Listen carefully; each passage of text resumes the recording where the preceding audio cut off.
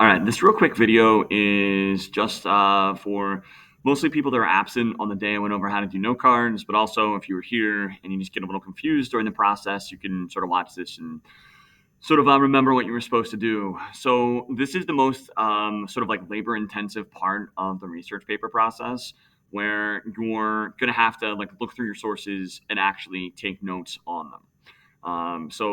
This is posted on Google Classroom under research paper stuff. It's an explanation of exactly what you have to do when you go through and take notes on your actual sources. So it's just important to remember that you're going to have 4 sections to your paper. You're going to have a little introduction section, which is just going to be your introductory paragraph. Not going to be a whole lot of information in that. You're going to have a background section that basically is able to just provide the reader with a little like sort of history and understanding of your topic. You're going to have an opposition section that is intended to explain a little bit about the viewpoints of the people that disagree with you about your topic, like what do they think, and then you have most of the paper that is about defending your opinion about your individual topic. It's important to remember these 4 sections because they're going to be important when you do your note cards. All right. So if you go into your Noodle Tools account, you should see whatever you named your paper. I named mine Civics example. So this would be like whatever you called your project for this particular class. And if you click on it, it should take you to all your sources in your bibliography. Now I only have like one source within my bibliography, so you should have more than that because you were supposed to have 6. If you did this right, you should be able to click on the View Live webpage, and it should be able to take you to your source so you don't have to look everything up again. If it prompts you, just make sure you put it on senior high, and then it should take you to your source. So like my hypothetical research paper is on like term limits. Like should there be limits on how many times politicians can get elected, whether that be for president or Congress or something like that. So I would be reading through my source and getting a feel for like what kind of information is in there. So let's say I hit this point and I'm like, oh, this just gives like a little overview of the actual like history behind like term limits. And as I come to this paragraph here, it tells me that in 1951, the 2-term limit was made official by the 22nd Amendment for president, prevents presidents from running more than twice for president. So I'm like, you know what? This is good information. So maybe I copy this and then I go back to my, go back to my bibliography, right? And what I want to do is I want to make a new note card. And it takes me to a page that looks like this. So there's a couple boxes on here. One says direct quotation, one says paraphrase and summary, and one says my ideas. So if I want to, I can copy and paste that information that I just took from the source in this box.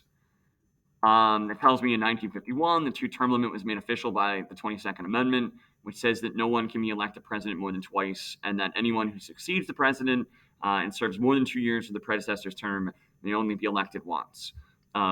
So I did directly copy and paste into this box, but the only box that I care about is your paraphrase or summary box. What I want you to do is whatever information you took, I want you to paraphrase it, put it in your own words, in a couple sentences on the other side. So maybe I just write something. The 22nd Amendment was important because it placed limits on how many times presidents, can't spell, could get re-elected. Presidents are limited to 2 terms. Right? So I paraphrase this information in my own words. So maybe, right, I'll put something in here about like why this is important, but I don't really care if you directly copy and paste into this box. If you write anything in this box, in order to get credit for this note card, I need you to actually paraphrase in the paraphrase box. And then what you need to do is, if this is a book source, you need to tell me what page it came from. If it's a database, you don't have to worry about that. But then you'll see note card title and tags. So if you go back on the note card direction sheets, the tags correspond to like what section of the paper you think this information fits in. Do you think it's going to go in the introduction? Do you think it's going to go in the background? Do you think it's going to go in the opposition section? Or do you think it supports your opinion? Right. So for me, I think this tends to go in the background section. It's just like background information. So my tag is going to be background. Right. So it's always going to be for the tag, you're always going to put either intro, background, opposition, or opinion. They're your options for tags. They're your only options for tags. And then for title, it's more specifically what this individual note card is about. So this note card is about the 22nd Amendment.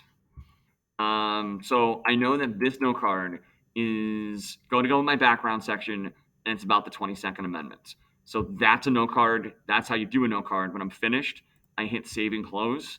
And I did another note card for another class as an example. But it now tells me I have 2 note cards, right? And if I want to see the actual note cards, I can go to tabletop view and it will show me my note cards, right? So I'm actually going to delete this one because it was from a previous example. But this is the one I just made. So if I want to click on it, I can see what's actually on it. And also, one of the things that you can do is color code it. So I know that this went in my background section. So maybe I'll make every background one purple so that once I get a bunch of note cards on the screen, I'll be able to put all the purple ones together that they'll go in my background section. So the idea is that you're going to do 50 of these in the designated time that I give you. You don't have to have a ton on each note card, but this is where you're starting to go through like your sources.